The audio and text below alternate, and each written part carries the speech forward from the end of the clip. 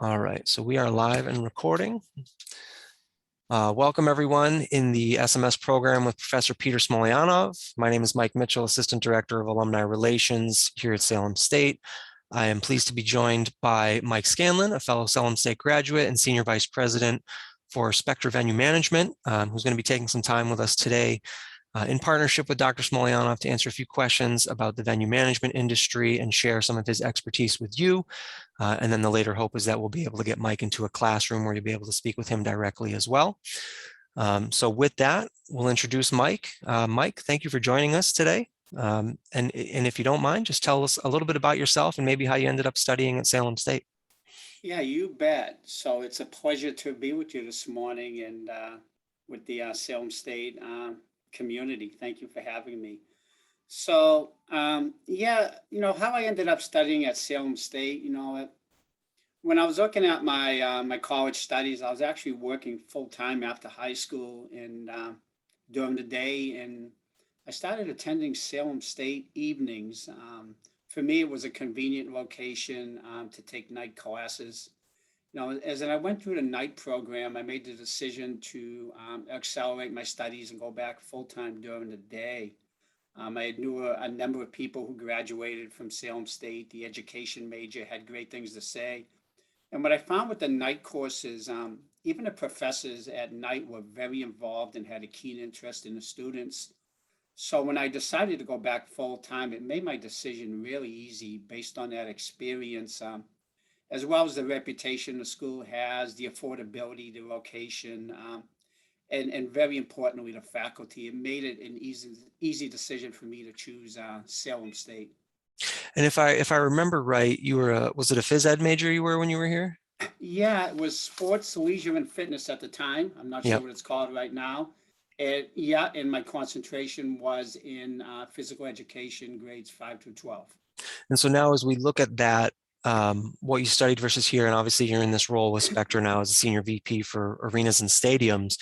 Um, Talk a little bit about kind of maybe how you made that shift into your current role, and then maybe what a regular day in the office looks like for you, why you wanted to get into this kind of work a little bit.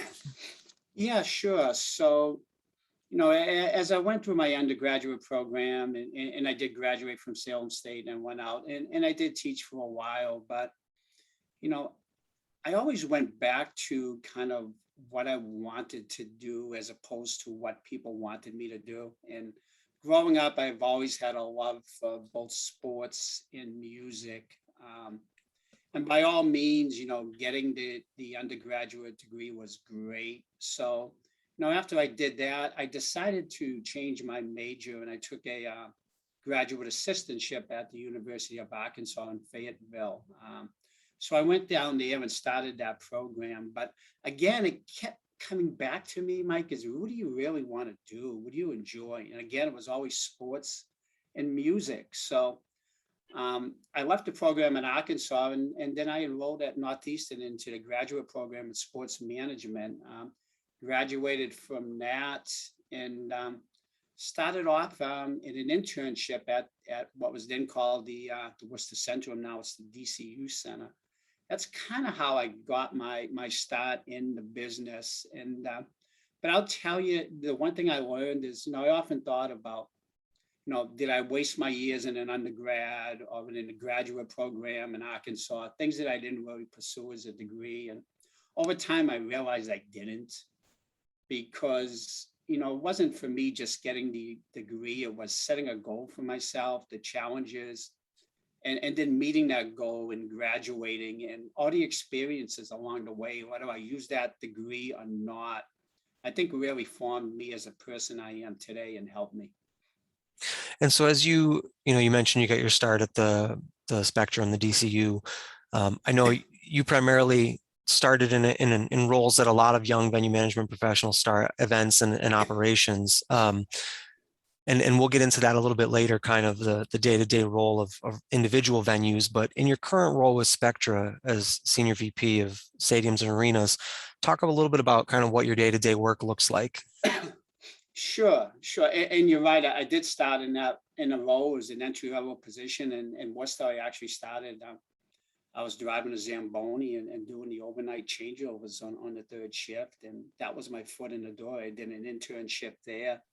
And I was fortunate enough that they offered me a full-time position after my internship. And then I just grew with the company. We were a growing company at the time. And I would say over the next 15 years, I probably moved 6 times in 6 different states, from Portland, Oregon to Manchester, New Hampshire, to everything in between, and took opportunities as they came up with the company to move and to be promoted. So, it led me to my current position, and that's as Senior Vice President of Arenas and Stadiums. I oversee, all our arenas, our theaters, our performing arts centers, anything like that, where we'll do special events. As a company, Spectra has grown to, we have 163 venues throughout North America we manage. In addition, we have 220 accounts where we do food service, and about 120 accounts where we provide partnerships, which is selling suites, naming rights, sponsorships, things like that. So over the years, as I grew with the company, I had the ability to run a number of large facilities, including the Wells Fargo Center in Philadelphia, home to the Flyers and Sixers, what was known then as the Rose Garden out in Portland, Oregon, with the Trailblazers. And then our MLS stadium in Philadelphia with the Philadelphia Union, Major League Soccer. So about 5 years ago, I transferred full-time into the corporate office, my current role of overseeing venues on a day-to-day basis, and not being the daily GM in a facility. But it brings around a whole new set of challenges, other than running a building every day on the corporate level.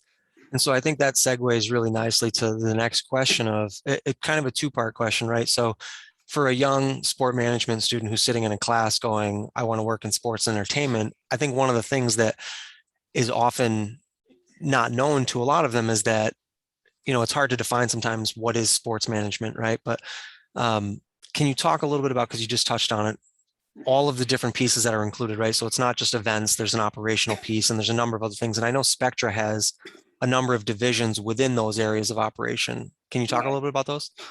Yeah, sure. As I talk to a lot of students, in sports management programs, I hear a lot of times, well, I want to go work for a team. I want to be an agent, and great jobs in that.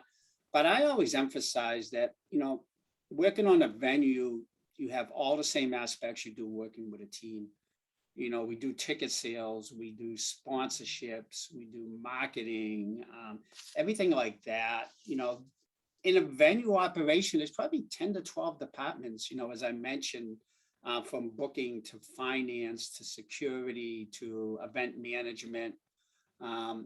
They all play a role and they all interact with each other. Although each department works independently, they all have to come together to make the event a success. And for instance, your booking department will book the event. Once they book it, you have your box office, which gets the event on sale to sell tickets to the public. You have your marketing department, which now has to go out and sell the tickets to make the event a success. You have your event management department, which is dealing with the promoter and getting everything in place for the artist or the team, as well as organizing your security and your police and fire. You have your operations department, which, if you have a hockey game on Saturday night, you have to get the arena set up overnight for that concert coming in Sunday morning. Your sponsorship department, which has to sell your sponsorships and your suites for the event. Right down to the event day, where your parking department has to get traffic and parking organized. Your guest services and security, as people come in, have to greet them, things like that. And then right up to the end of the night, where your finance department, when the show ends, at midnight, they have to be ready with all the revenues and expenses from the show and settle right there with the promoter and the band, right there on the spot. So they all, although independent departments, they all work closely together, and the success of the whole event is so integral on them all working as a team. And I think one of the, as we transition into talking about events now, one of the things that was made so starkly important over the last 18 months, 19 months now at this point is the role that live events play in major metropolitan areas, even in rural areas, in some of those stadiums and arenas in the Midwest that don't have their college football games on Saturdays. So a two-part question, can you talk a little bit about kind of on that macro and maybe micro scale, what a live event does for a city as a venue and an event entity? And then also, when Spectra's exploring considering new venues to take over from either previous operators or new constructions, can you talk about some of the process of involved in that as well? Sure, yeah.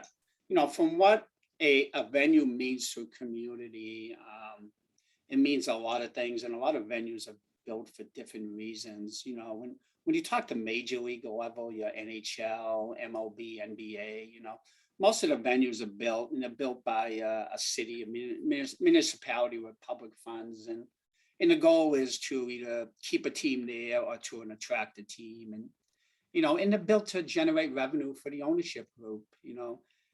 What we're involved in, when we deal with a lot of smaller venues and minor league teams in secondary markets, may not be Boston, but it may be Springfield or Worcester. I think the venues are built for a lot of different reasons, and it's not primarily driving revenue. Some of the reasons are, economic benefits to existing businesses, restaurants, hotels in the area to bring people in. Economic benefits from new businesses that may sprout up, around a venue. Then it's also very important is it's built for the community, a civic pride or a gathering place that a community can have a team to root for. That instead of going to the big city to see a concert, the concert is now coming near their community. It's also built, for jobs on the construction level, and then day-to-day jobs, both full and part-time once the building is built. And the jobs don't just relate to the venue itself. Again, as I talked about, existing businesses and new businesses, there's job creation on those aspects also. So I think there's a lot of different things that go into why a venue is built and the benefits those events have for the community. And then I'm sorry, Mike, your second part to the question. So so say you're in the process with Spectra of considering some new venues to add to the portfolio. What are some of the things you look at and take into consideration? Sure. I think for us, one of the most important things we look at is, can we bring value to the client or to the community? It's a lot of venues are still publicly run. I would say 25% of the venues in North America are actually privately managed. 75% of them are still run by a city or a town. But we bring is the comfort for the city, knowing that they have a private group running a facility, they're experts at it. And it's not the city's expertise. They have a lot to deal with on their own end. So it's really, can we make an impact on it? And, a decision we'll make too is we're talking with that potential client is, what is their goals for a facility? If it's new or existing, are their goals realistic? A lot of times we'll find that goals may be unrealistic, and no matter how well you do, you're not going to meet them. So we like to get that out in the open, that make sure that what the client wants is achievable and it's going to be a positive relationship entering it. And then what we bring to the table is using our network of facility and our industry contacts is the ability to hopefully drive more events and sell more sponsorships. And also being very active in the community. It's not just about concerts and hockey games. It's about graduations and community gatherings and things like that. So that's primarily what we look for. And another key factor is, what other venues are in the area? We have so many venues that sometimes we have other venues in close proximity to a venue we're considering. So we have to weigh it. Is it an advantage for us to be in that same market? Can we share resources and staffing with our other buildings? Or maybe is a potential conflict, other buildings competing for the same things, and how can we make that work if we manage it? So those are some of the things we consider. And so for the students that are watching this, I think one of the things that would be helpful for them to realize too is that as you know, you explore communities and realize that these stadiums and venues are in these cities and towns, that there is that operator behind the scenes. So to give some context, Spectra has the arena in Bangor, Maine, Portland, Maine, UMass Lowell Songa Center, the Mullen Center at UMass Amherst, the XL Center in Hartford, the Ryan Center at URI. So just in New England alone, a number of venues in the portfolio that are managed. And I think too, one of the things that's often overlooked, Mike, is a lot of these arenas are concentrated in cities, major metropolitan areas, but college campuses themselves, the URI, the Ryan Center, while it's not in a densely populated area, it's a major gathering place for not only that campus, but the community as a whole. And sometimes even if it's off the beaten path a little bit, can still provide great value for the community that it's a part of. Yeah, you're right on there, and it does. Even these university venues in the secondary market. If you look at their calendar, not only the athletic teams, but they bring in major events. Yeah. They bring in student-specific shows. They do public shows. Some of the venues you're mentioning, it's everything from now we're doing, a Boogie Apollo G to Elton John to Kiss, you name it, across the board. So again, that if you want to go to a show at the Ryan Center in Kingston, you don't have to travel to Boston or to New York. You can go right in your backyard. So it's a big advantage for the communities. And what do you think? So now you've got some time under your belt with Spectra and in the venue here since you've graduated. As you kind of look back and think about what you've learned over the years, what do you think would be one key piece of advice you kind of wish you knew when you were starting your career? Yeah, I think when I started my career, if I could, what I know now is that it's really how a venue and a job in particular, you need all your departments working together and everybody on the same page to make it a success. I think when I started off, I was so focused on my department and making my department great that there were 7 or 8 other departments. And at the end of a night, I came to realize that if my department did great, but overall we didn't do too well, it really wasn't a win for us, or vice versa. If my department maybe had an off night, but the event went great, learn from it and don't beat myself up over it. I think that's part of it. And part of as I grew in the industry, the leaders over me in the venues, you learn a lot of good things. You learn some great things. There's some great leaders and there's some not so great leaders. So you learn, what to do and how to treat people, but just as important, you learn what not to do and how not to treat people. So you pick those up. And I think the last thing would be if I could do it over again, it's like enjoy the moment. I think I was a little too consumed of where am I going to be a year from now, 5 years from now. And I forgot to really enjoy what I was doing in the present. So if I go back again, it would be just enjoy what you're doing and focus on that. So it kind of passed by real fast. And to kind of bring it all full circle for these students that are watching this conversation, if they're interested in kind of cracking into the industry, which we know there are plenty of opportunities, but sometimes they can be hard to come by if you're not necessarily in an area that might be convenient to an arena or a stadium or something like that. So if you had any advice for someone who's trying to break into the industry, what would it be? Yeah, I think if you're trying to break in, it's really this industry, honestly, it's not for everybody. You really have to love the business. There's a lot of sacrifices, these nights and weekends, and there's a lot of times when you're in the business, your family's out doing something and your friends are out doing something and you're working. But I can tell you, I don't think there's any better industry. It's a job where you can go in on a concert day and start at 6 in the morning and go home at 2 a.m. the next morning, and you don't know where the day went. You're opening up doors at 6 p.m. and you're 12 hours into the day, and it's felt like you've been there for 3 hours. So that's something I really love about it. But you really have to honestly be a people person because your job is serving the public. And a lot of great things, but you're going to hear complaints. You're going to have to problem solve. And so you got to really be a people person, good communication skills, the ability to multitask and problem solve on the spot. When something goes wrong, you don't have time to go sit down and figure out all your options. A lot of times it's snap judgment on what you need to do. And I always say that, you got to get comfortable working uncomfortably. That there's a lot of stressful situations that go on during an event, even during the day on planning and that. So you really got to be, and that comes, you enjoy working under pressure and going on the fly. But I would recommend, coming out of college and that is,